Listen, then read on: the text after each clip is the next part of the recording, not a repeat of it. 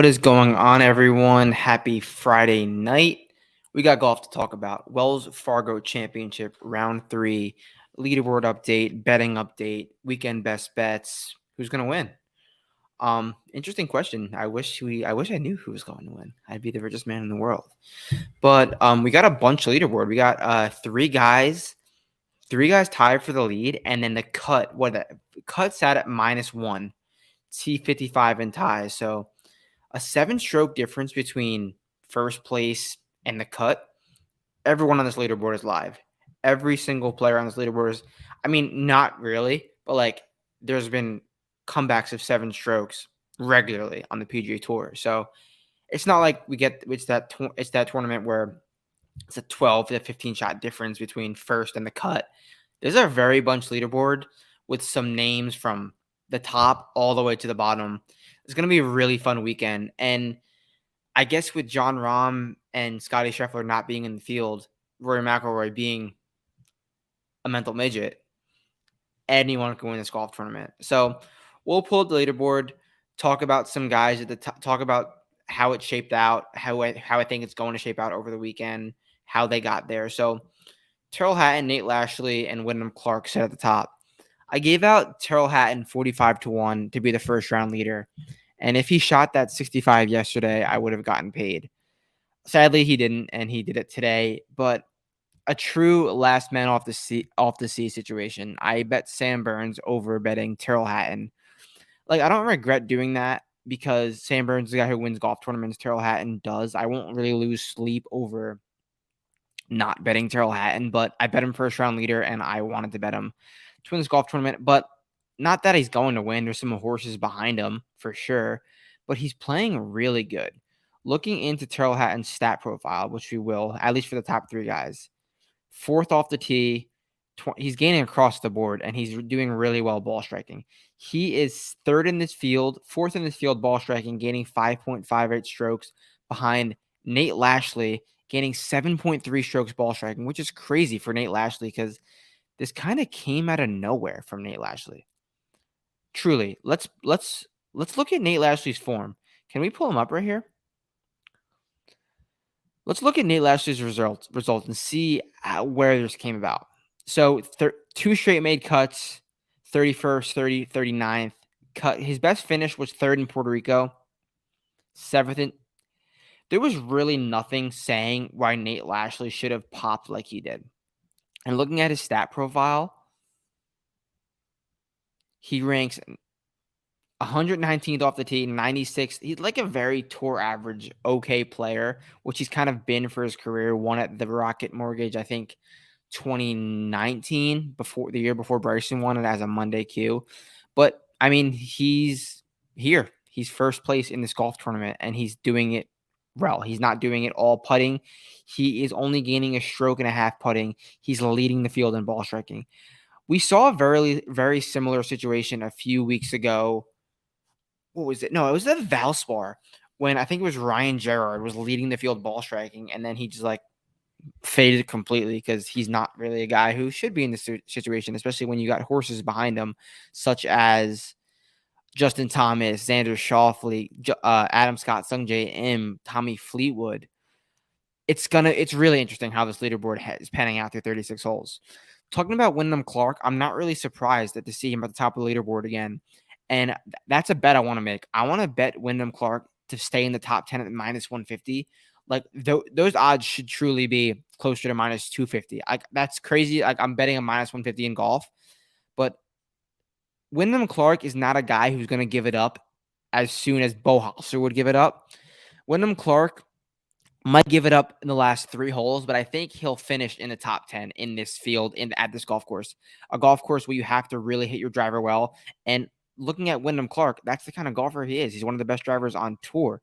And he's not even really doing it with his driver. He's gaining 1 stroke off the tee, gaining 4 on approach. Those are great stats, and getting another 3 on the putting greens. And we know he's a great driver of the golf ball. This golf course suits him well. I'm not shocked to see him playing this well. Maybe to see him tied first, I'm a little shocked, but to see him playing well at Quail Hollow doesn't really turn my head. So I think he'll continue to play well, and I would not be surprised to see him in contention come Sunday. Like Lashley, I can see him fading. Hatton, I could see him staying there on Sunday. Wyndham Clark, I think he's going to stay there. I think minus 150 for him to stay inside the top 10 is a decent look. All right. Xander Schauffele, just one stroke back, along with JJ Spawn, Justin Thomas, Adam Scott, a load of guys, Sung J M, Adam Svensson. Among that group, Justin Thomas is really scary, kind of. Gaining 5.6 on approach and another 2 strokes on the greens. That is the Justin Thomas we want to see. Let's pull him up. This is the Justin Thomas we've been waiting to see. 11th in the field on approach, 21st in putting. If this Justin Thomas comes on Saturday and Sunday, he's gonna win the golf tournament, and like it's just gonna happen. A golf course he's won at before, a golf course he clearly likes. A guy I played 100% in DFS, and he's treating me well. Goddamn, Lee Hodges couldn't make the cut and saved me a bunch of 6s. Kind of hurts, but it is what it is. The other 6K plays did do well. So if this stat profile stays for the weekend, Justin Thomas should win this golf tournament. Will it happen? I don't know. He hasn't been in this spot in a long time. Now, Adam Scott is a guy I think will fade. He is gaining. Adam Scott is. Let me see. Where was he? I have a different leaderboard up. Adam Scott is losing strokes off the tee and gaining 5 strokes putting. Not really the recipe for success heading into the weekend at a golf course like this. You got to have the complete tee to green game. So I don't think Adam Scott will contend this weekend. Sung J M, on the other hand, is a guy that I really looked at this week, gaining across the board, nothing crazy. I'm kind of interested to see how he will perform because I went out on a limb and compared Sung J M to Kirk Cousins. When the lights are on him, he's gonna fade. So he's gonna have a late tee time tomorrow. Let's see how he does. We know he's got all the talent in the world. I hope he holds up. I don't hate Sung J M by any means. I'm gonna wait and see. I'm not gonna play it at all. So that's Sung J M.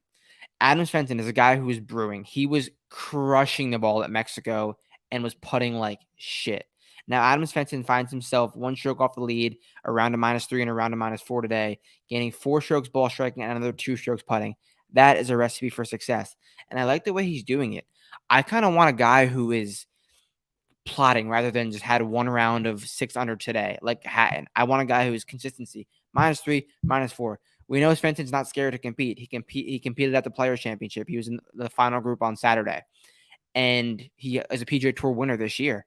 I don't think Adam Svensson's going anywhere. And I think I could say that for the next years to come. He's an elite ball striker. He's a President's Cupper.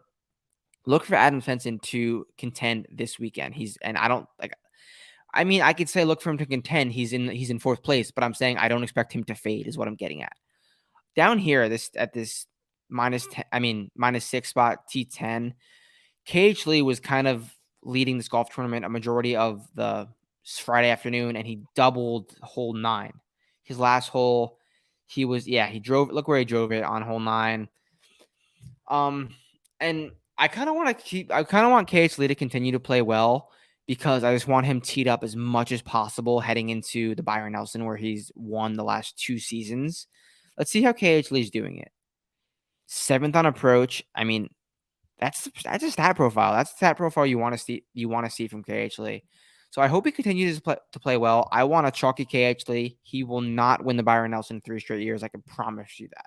I can literally don't bet KH Lee at the Byron Nelson. He's not going to win it 3 straight years. I will book it. If you want to get a good number on KH Lee, I will book it. He's not winning. Going on a limb, he's not winning. Okay. Dylan Wu continues to impress. Let's see these round 2 stats. It was all putter. Okay, yeah. All putter. But he's still playing well. Round 1 was okay. He's 2.4 on approach, 4.2 putting. That's a stat profile. And Dylan Wu, I think he was like 6'7" this week. Continues to impress, and I didn't play him. I did not play him. Max Homa. Talk about him real quick. I said the driver, if he can drive the ball, he's going to contend at a golf course he's done well at. He hasn't been driving it well, and now look. He is 14th off the tee. That's what you want to see from Max Homa.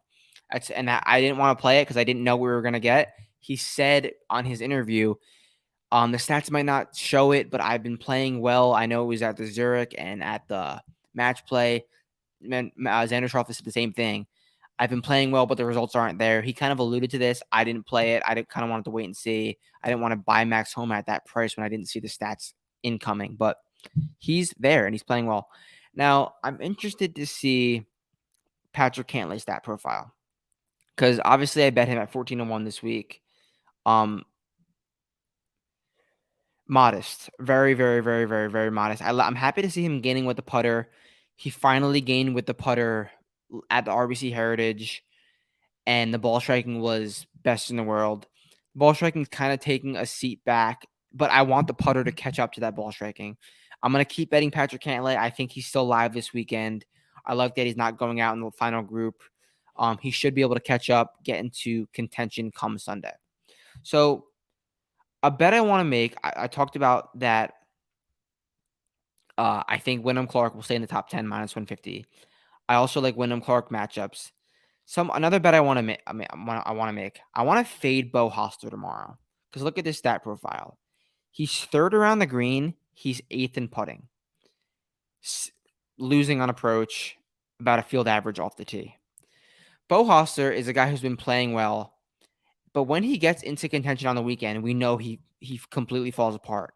Combine that with a profile that's all short game and putting, he should fade quickly tomorrow. So find Bo Hostler matchups and fade him. Before we talk on who's winning, we're gonna get into the Rory McIlroy thing. So Rory McIlroy makes the cut on the number. We know he's won this golf tournament making the cut on the number. I believe that was his second win here. He made the cut on the number, charged back and won. Rory McIlroy is field average off the tee, losing strokes on approach. He looked horrible with his wedges today, gaining around the green, gaining putting. Now, everyone's going to play Rory McIlroy in Showdown tomorrow, matchups tomorrow, bet him, whatever. This isn't a stat profile I want to buy. It's not like he's just like missing a bunch of putts. He's not hitting greens. He's scrambling, and he's not really crushing the ball off the tee. He's playing the par fives bad. Rory McIlroy, I think, is okay in the near future, but I don't want to bet him, especially I don't want to play him in DFS. He's going to be super owned tomorrow. I say you fade him, and if he burns you at a golf course he's dominated at, he burns you. He's going to be chalky. I say you fade Rory McIlroy in DFS, but he's going to be popular at the cut line. He's going to be popular. Fade him. So let's go to the top. Let's talk about who's winning. Also, Cam Young, real quick. Cam Young made the cut on the number. He's leading the field off the tee. I would not be surprised if he makes a charge tomorrow. Cam Young made the cut on the number. Yes. Okay. Let's go to the top. Let's take a look and see who do I think is going to win this golf tournament. Now, Xander Schauffele, I said the driver will tell you how he will perform. He's 19th off the tee. It's not mind-boggling. It's not crazy driving. He's putting really well. I don't know if this is his time to win. I really don't. But he's in good contention. He's in contention. Like I said, I want a guy who's put two good rounds together and didn't pop in just one day. And that's Justin Thomas. It really is. He's ball striking it well. He's right there. The golf course is going to play harder. I think Justin Thomas wins this golf tournament, and I would love to see it. I would love to see him. I really would love to see it because it would win me some DFS lineups, or cash me some DFS lineups, and it would get him off of my blacklist. And I like to see Justin Thomas perform. To be honest, I'm gonna go with Justin. Is he the favorite? No, he's 7-1. I mean, I'm not gonna bet that, but I think Justin Thomas will win this golf tournament. That's who. Actually, do I want to say that? Because he's gonna be such a pussy tomorrow. I know he will. This is gonna be a good weekend. Look how bunched this is.